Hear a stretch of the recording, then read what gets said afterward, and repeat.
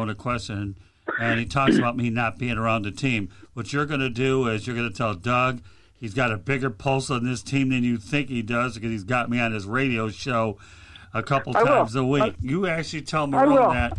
So when I ask questions and he tries to, and Doug's a nice guy, so I'm not knocking him at all. No, yeah. But I don't need him to say, well, you're not around the team all the time. You know what, Dougie? I'm around it more than you think. I'll stick up for you. I'll stick up for you guys. I will talk to y'all on Tuesday. All right, you have a good weekend, okay, buddy? Appreciate you being on the Sports Exchange, David. Bring it to us Tuesday.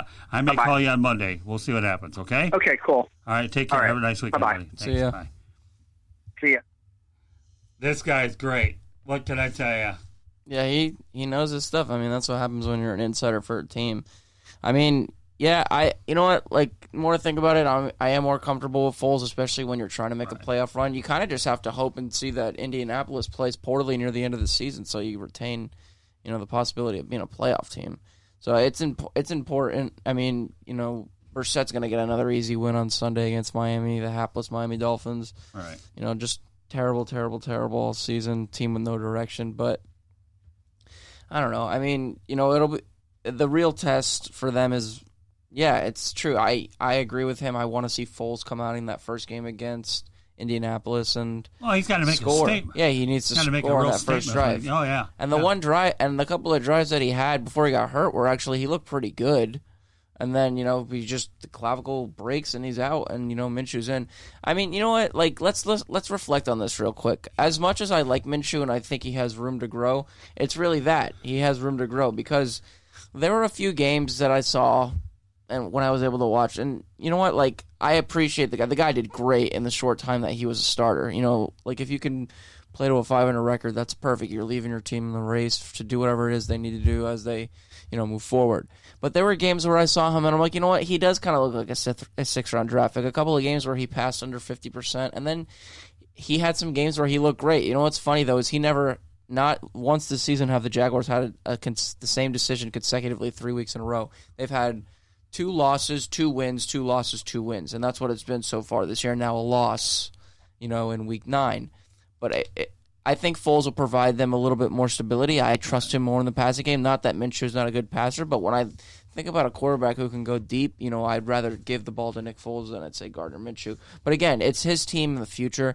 He just has to learn. He's got to talk to Foles, and he's just got to immerse himself in that culture more than he already has. Well, he will, and you got Doug Marone for at least for now, and we'll see what happens beyond the season. But also, you got to remember, last year their quarterback situation consisted of Blake Bortles and then Cody Kessler. So they had to completely redo that quarterback room to get it where it's at now. And they were able to find a guy in the 6th round, okay, and then you have a veteran, and their quarterback situation is a whole lot better now than it was 12 months ago. I'll ask you this, and it's because he's not the starter, it may draw mixed reactions. Say Minshew gets hurt in practice. And again, I'll quote Allen Iverson, we're talking about practice. But how big of a loss is that even though he's not your starter at this point? Because if Foles goes down again, and this is all hypothetical, and say Minshew gets hurt, where are they scrambling? Well, I'm sure they got somebody they have a third quarterback on the practice But then squad. again, it's odd regardless because Marone's job has been something of speculation this season. Yeah, I mean... So, but I don't know. That's a real hypothetical. I don't think that they'll work Gardner that much, except with the scout team, in an effort to avoid what you just talked about. Mm-hmm.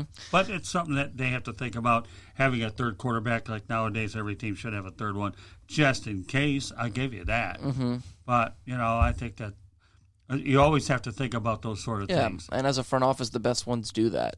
So, that's why New England went 3-1 when Brady was out, I believe. So that's why, Well, we're talking New England. I know, but it's an NFL team, and it's something that's happened for the Brady's, not being on the field was due to circumstances that are further up for debate. But, yeah, I trust Foles more than anything. I think we've talked a lot, and at this point I think we've talked enough right now about their quarterback situation. You're just going to have to wait after the bye and see them play. And I really think that's all you can say on that. It's all about how everything plays out, Lewis. If they're going to make a run at the playoffs, they really need to work on that run game. I mean, I'm looking at Armstead's stats right now, and he's a rookie too, so room for improvement. He's only averaging 3 yards a carry. He's only had 20 carries all season. So, but yeah, get him more involved in the offense, and you won't burn out Fournette as much. He'll look fresher as the season goes on. Especially, I think the biggest test, obviously after the Colts in Week 11, is Kansas City Week 13. By then, Mahomes is going to be healthy. So what are you going to – and their defense isn't great either, but you want to make sure that Fournette is rested and at least he shares some of those duties out of the backfield with Armstead and, another running back on that roster. But I'm more concerned about the third running back than I am the third quarterback. Yeah. But with that said, okay, we have Mel Farr on the show. And Mel, welcome back to the Sports Exchange. Glad to have you on. Thank you. How's it going? Going real well. Hey, we're taking you out of your comfort zone today. We're not talking pros. We're talking college football. How about that?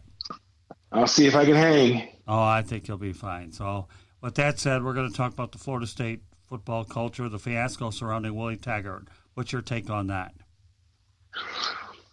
I was listening to somebody talk a few days ago, and they were talking about Jim Harbaugh's record at Stanford in his first 21 games.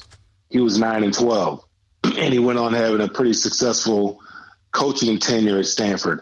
I don't think 21 games is enough time to determine whether or not a guy is a good coach or not. Now, granted, I had really never heard of Willie Taggart prior to. Even when he got the Oregon job, I was surprised. And then for him to get the Florida State job, and he was highly coveted by Florida State. They paid a lot of money to get him out of his contract with Oregon. They also paid his the remaining balance. I think it was at South Florida where he came from. Right. I just don't think 21 games is enough time. I mean, we live in a generation now where everybody wants something right now. We want it yesterday. Right. And when you're trying to build a program, and that's what he's trying to do, he's trying to build a program. He's trying to build it his way. He's not trying to, build it Bobby Bowden's way. He's trying to build it Willie Taggart's way. And I think he needed an opportunity for his freshmen to become juniors and seniors before you so you can see what he was trying to do. I think it's unfortunate. I understand, there's a lot of pressure at Florida State to win, but I just don't think they gave this guy enough time. And then you have to look at who are you going to replace him with. Right. Who are you going to replace the guy with? So evidently they must have somebody in mind that they want to replace him with, and they went ahead and pulled the trigger on it. But I don't think it's fair. I don't think it's fair to the coaches, and I don't think it's fair to the kids that he recruited.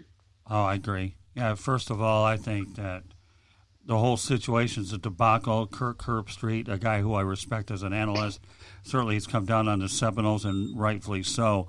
That, to me, Taggart was treated poorly, and that Florida State situation is a fiasco. It's dysfunctional, and anybody that takes that job better ask a lot of money, because that is a dysfunctional situation, as I mentioned before. It's not good. No, not good at all. How many people do they have to go through interview-wise to go ahead and land their man, or do you think it's still a good enough job that somebody would still jump at it? I think it's still a good enough job where somebody would jump at it. I don't think it's going to be anyone from a Power 5 school. That's my opinion, unless they're at a school and that's very difficult to win at, and they've had success there. I think it'll probably come from somebody from the Group of 5. That's just my opinion. Florida State, they have a lot of tradition there, and they want to win. So I'm sure whoever they hire is going to have the backing of the boosters. But I think it's still a good job. I mean, you're in the ACC, which is a very favorable division, a very favorable conference rather, because there aren't that many teams that are playing well. There's only one, and that's Clemson. So it's a very, very favorable conference. So, Mel Lewis here. I was just wondering, a report came out the day that after Taggart was fired that Kiffin at FAU was actually interested in the possibility of going to Florida State. How much do you think that rings true, and could you possibly see a scenario where that may actually happen? Yeah, I could see that. Lane wants a Power 5 job. I mean, he had one. Obviously his first gig was with the Raiders, and then he got the job with Tennessee, and then He got the USC job and ended up blowing that job. However, and then went to Alabama for a minute, and then he got the job down where he's at right now at FAU. So, yeah, I mean, I see that as a possibility. I don't know how well FAU is doing this year, but I think that's a job that he would covet. Absolutely, absolutely, he would covet that job. It's going to pay a lot more money than he's getting at FAU, and if he does a good job, he could retire there. Yeah, FAU he's being paid short of $1 million, that's for sure. So he's doing a good job. I think they are. I don't even know what FAU's 6-3. 6-3. So they're a pretty good season, but that'll be interesting. Let's talk about a different coach, one that possibly could get the job at Rutgers if he wants it. Is Greg Schiano. He's age 53, coach with the Tampa Bay Bucks. He's made a few other stops in between. But I think the hang-ups with Schiano, Mel, are number one, he wants a new indoor facility, which I don't blame him. Upgrades to other facilities and significant increase to assistant coaches' salaries, which every coach wants to see that. And he has 5 bowl wins from 2001 to 2011. So my question to you is this, Mel. Can Rutgers be relevant in football instead of being a Big Ten punching bag? Yeah, I think they can. And that's why he's asking for what he's asking for. In order to be able to compete in the Big Ten, I mean, he came from Ohio State. He knows what they have over there. In order for him to compete, now he did it beforehand, and they didn't have all that stuff. And he was, obviously he's a pretty good recruiter. He got some good talent over there. Pat White, had a good quarterback. Had the running back that ended up over there at Baltimore and got in that trouble. Ray Rice, if I'm not mistaken. But yeah, he did a heck of a job with that program. He was the only guy that seemed to be able to win there. The guys that have been there since he left, the program is it's been tough. And then they changed conferences as well. With playing in the Big Ten is a lot different than playing where they were playing before. It's big boy football. So in order for them to be able to compete in big boy football, they have to make those facility upgrades because these kids are being recruited by other schools and they're looking at the facilities. It's cold up there. It's tough to practice outside. Nobody likes to do that. And if you want to get a couple players from down south to come up there and help your program, you're going to need to have that those upgrades in the facility. And I think the area is good too. I mean, there's a lot of good football players from that area, in the New York area. So I think I think they need to try to do everything they can to get him back because he was the last guy there that was able to do something with that program. Good point, too, because the only reason why the Big Ten even brought Maryland and Rutgers in is they wanted the Washington, D.C., Baltimore area, and they wanted that New York market so that they could play a bowl game at Yankee Stadium. So the Big Ten made that move for TV ratings to enhance its Big Ten network, but the Rutgers have been one big punching bag. I know one other guy who was interviewed for the job is Butch Jones, a former Tennessee coach. I believe he also coached at Western Michigan, so I don't think he'd be a bad choice. I just think Schiano would be a better choice, but Butch Jones has one as well.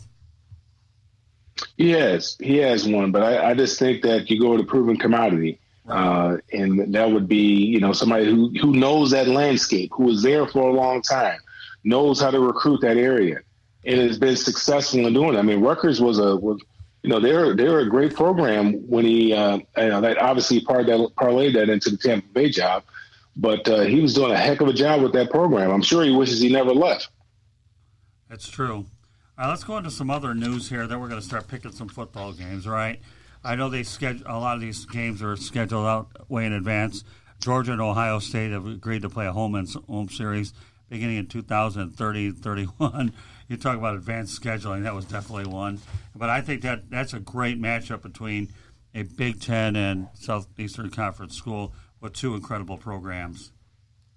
Yeah, I mean, a lot of the fans they want to see these types of matchups. So obviously, this does nothing but get the fan bases excited because these are two big time programs. Now, what they're going to be at that particular time, I have no idea. But today, it sounds great, and it's great for college football. It's great for college fans, and it's great for the kids too to get an opportunity to go out there and play against another big time program. That's always exciting when you get an opportunity to do that. One guy that obviously has benefited from the Florida State situation, and even USC for that matter, is a fellow by the name of P.J. Fleck, the Minnesota Gophers coach, who signed a 7-year contract extension through 2026